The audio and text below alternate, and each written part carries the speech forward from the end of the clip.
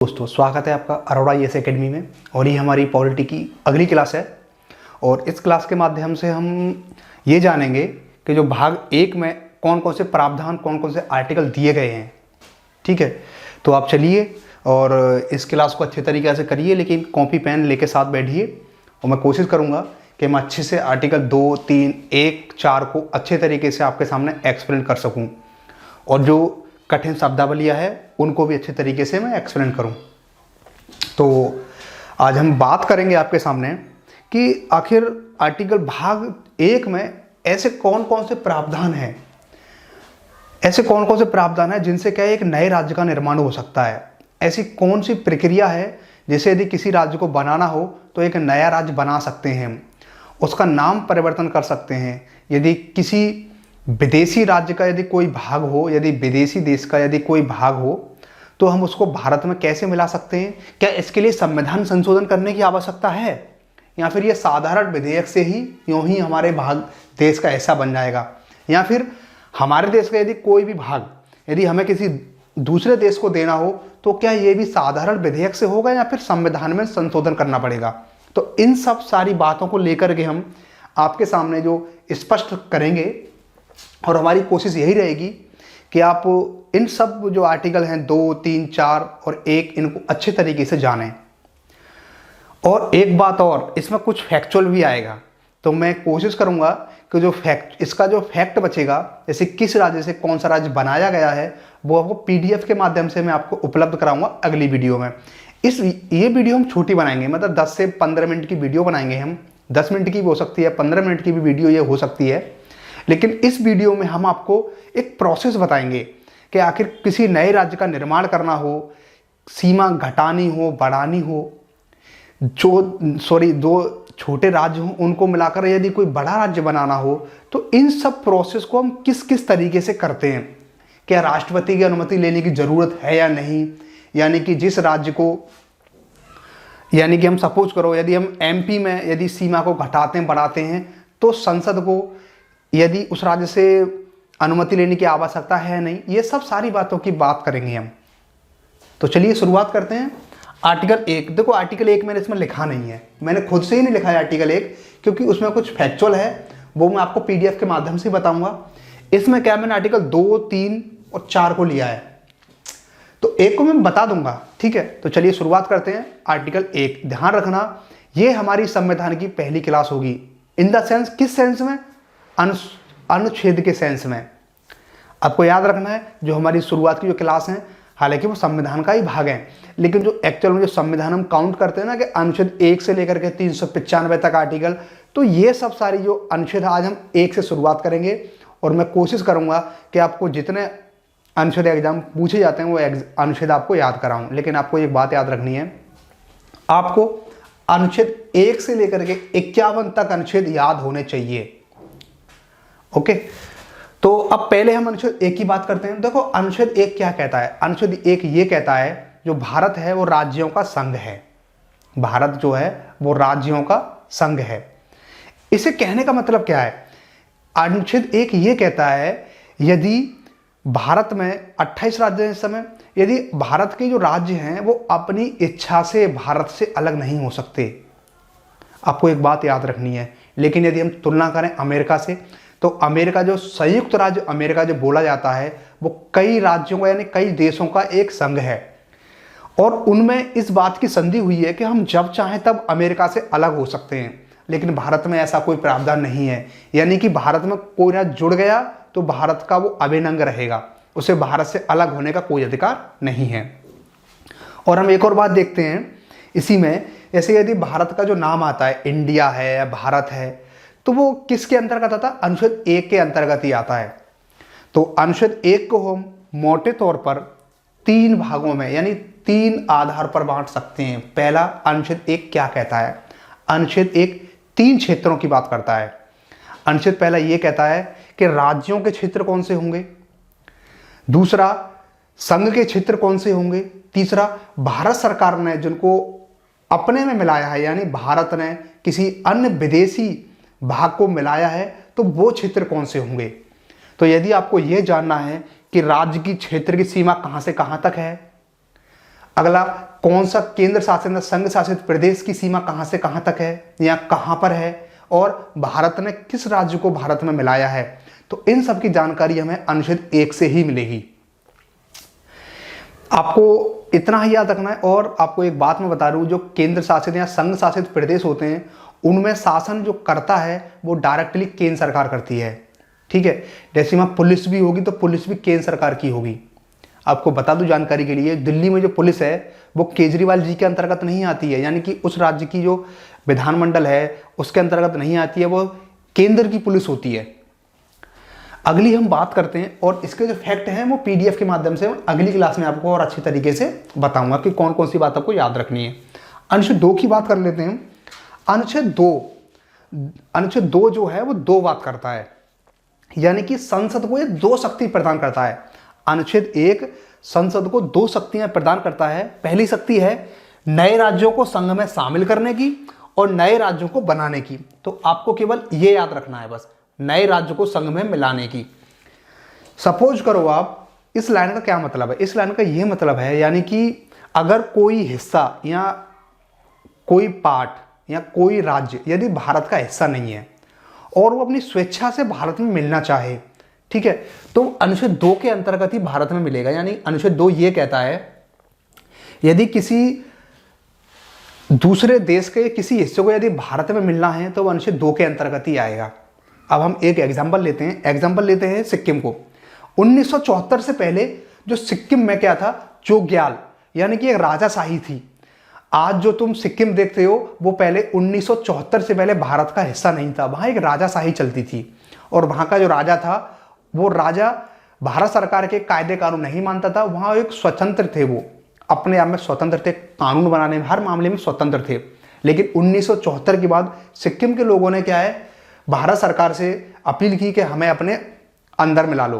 तो ठीक है, तो इसके लिए क्या हुआ, कुछ नहीं करना पड़ा, साधारण विधेयक से वो राज्य हमने मिला लिया और सिक्किम 22वां राज्य बना और 34वां और 35वां संविधान संशोधन करना पड़ा और उस तरीका से वो मिल गया। ध्यान रखना, यदि किसी राज्य को मिलाना हो भारत में तो संविधान संशोधन की आवश्यकता पड़ती है। तो उसी प्रकार की हम बात करते हैं आगे। अब बात आती है अनुच्छेद 3 की। अनुच्छेद 3 में जो बातें लिखी हुई है उन सब बातों के लिए संविधान संशोधन करने की कोई आवश्यकता नहीं है, साधारण विधेयक से ही हो जाता है। पहला, नए राज्य का निर्माण करना हो, ठीक है, यदि कोई नया राज्य मिलाना हो या 2 या 2 से अधिक राज्य, ठीक है, 2 या 2 से अधिक राज्य या भागों को मिलाकर एक नया राज्य बनाना हो, या फिर किसी राज्य के भाग को मिलाकर एक नया राज्य बनाना हो। अब देखो इसको समझाता हूं मैं ना। जैसे कि सपोज करो कोई 2 छोटे छोटे राज्य हैं और वो मिलकर एक बड़ा राज्य बनाना चाहते हैं, तो आर्टिकल 3 के अंतर्गत आएगा। अगला है, यदि सपोज करो यदि किसी राज्य के भाग को मिला करके काट करके एक नया राज्य बनाना हो तो भी आर्टिकल 3 के अंतर्गत आएगा। कैसे? सपोज करो उत्तर प्रदेश है, उत्तर प्रदेश से काट करके क्या बनाया गया, उत्तराखंड बनाया गया, ठीक है, और मध्य प्रदेश जो है इससे एमपी है, एमपी से क्या छत्तीसगढ़ बनाया गया, बिहार से क्या झारखंड बनाया गया। तो ये सब जो राज्य बने हैं वो आर्टिकल 3 के माध्यम से ही बने हैं, ठीक है। यदि किसी राज्य की सीमा में परिवर्तन करना हो, एक मिनट, यदि किसी राज्य की सीमा में परिवर्तन करना हो, यदि किसी राज्य की सीमा में परिवर्तन करना हो, सीमा घटानी हो बढ़ानी हो, तो ये भी सब आर्टिकल 3 के अंतर्गत ही आएगा। उसके बाद जबकि यदि राजधानी का नाम बदलना हो तो ये अधिकार जो है वो संसद को नहीं, विधानमंडल को है। अब हम एक बात अब मैं प्रोसेस की बात करता हूं। देखो, यदि किसी राज्य से कोई नया राज्य बनाना हो, सीमा को घटाना हो, सीमा को बढ़ाना हो, 2 या 2 से अधिक राज्य मिलाकर एक बड़ा राज्य बनाना चाहे, ये सारे अधिकार संविधान ने संसद को दे रखे हैं। इसमें विधानमंडल की केवल राय ली जाती है, लेकिन राय माने या ना माने संसद पर डिपेंड करता है। ये आपको याद रखना है। देखो क्वेश्चन ऐसे बन सकता है, यदि नए राज्य का निर्माण करना हो, नए राज्य का निर्माण करने के लिए क्या विधानमंडल की अनुमति अनिवार्य है?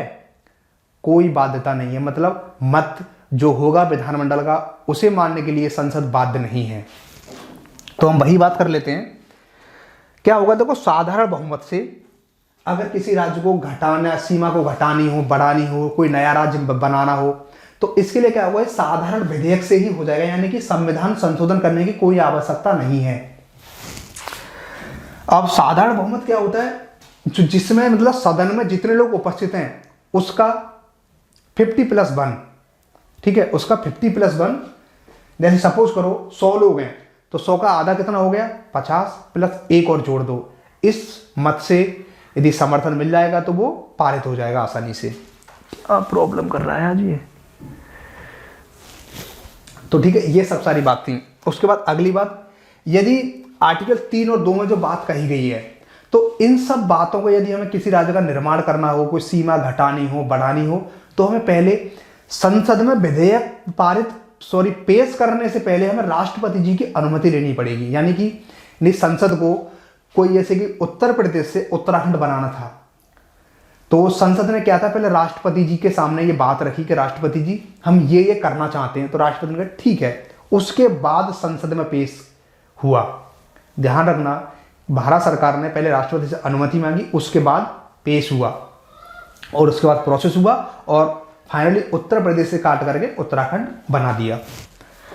एक बात और, राष्ट्रपति संसद में पेश करने से पहले, राष्ट्रपति जी हैं वो संसद में पेश करने से पहले क्या करते हैं, जिस राज्य से वो हिस्सा काट कर बनाया जा रहा है, यहाँ पे जिस तरह की सीमा को घटाया जा रहा है, बढ़ाया जा रहा है, तो उसके विधानमंडल के पास भेजेंगे राष्ट्रपति जी, क्या भाई यहाँ आपकी क्या राय है। तो विधानमंडल ने जो राय भेजी, उस राय को मानने के लिए संसद बिल्कुल बाध्य नहीं है। ध्यान रखना, उस राय को संसद माने या ना माने, संसद बाध्य नहीं है। क्यों नहीं है, कारण है, यदि ऐसा होता तो शायद प्रॉब्लम खड़ी होती, क्योंकि कोई राज्य अपनी सीमा को घटाना नहीं चाहेगा, नाम को बदलना नहीं चाहेगा, तो इसलिए यहां पर ये सिस्टम ही खत्म कर दिया कि हम राय लेने के विधानमंडल के पास भेजेंगे जरूर, लेकिन उसकी बात को मानेंगे नहीं। हाँ, अगर कोई सही बात है तो मान भी सकते हैं, लेकिन संसद उसकी बात मानने के लिए बिल्कुल बाध्य नहीं है। तो ये सब सारी बात थी इसमें। और एक बात और हम आपको बता दें कि जो अगर सपोज करो आप, यदि आर्टिकल 4 की बात करें हम, आर्टिकल 4 क्या कहता है, आर्टिकल 4 एक बात कहता है, जो अनुच्छेद 2 और 3 में जो प्रावधान दिए गए हैं, अनुच्छेद 2 और 3 में जो प्रावधान दिए गए हैं, उनके लिए संविधान संशोधन करने की कोई आवश्यकता नहीं है। बशर्ते एक बात हमको याद रखनी है, यदि किसी दूसरे राज्य का कोई क्षेत्र शामिल, जैसे कि हमने सिक्किम शामिल किया था भारत में, तो हमें संविधान संशोधन करना पड़ा था, उसको छोड़ दें तो किसी राज्य की सीमा को घटाना हो, बढ़ाना हो, नया राज्य बनाना हो काट करके, ठीक है, उसके बाद नाम में परिवर्तन करना हो, तो इसके लिए संविधान संशोधन की बिल्कुल आवश्यकता नहीं है। तो मैं उम्मीद करता हूं कि जो हमने वीडियो बनाई है आपने सही तरीके से सुनी होगी, और इसी का जो बेसिक और जो फैक्चुअल पार्ट है वो हम आपको PDF के माध्यम से उपलब्ध कराएंगे। ठीक है, इस वीडियो को आप देखिए और सही तरीके से अपनी तैयारी को और सही तरीके से करिए। एक मैं आपको रिपीट और कर देता हूं चलते चलते।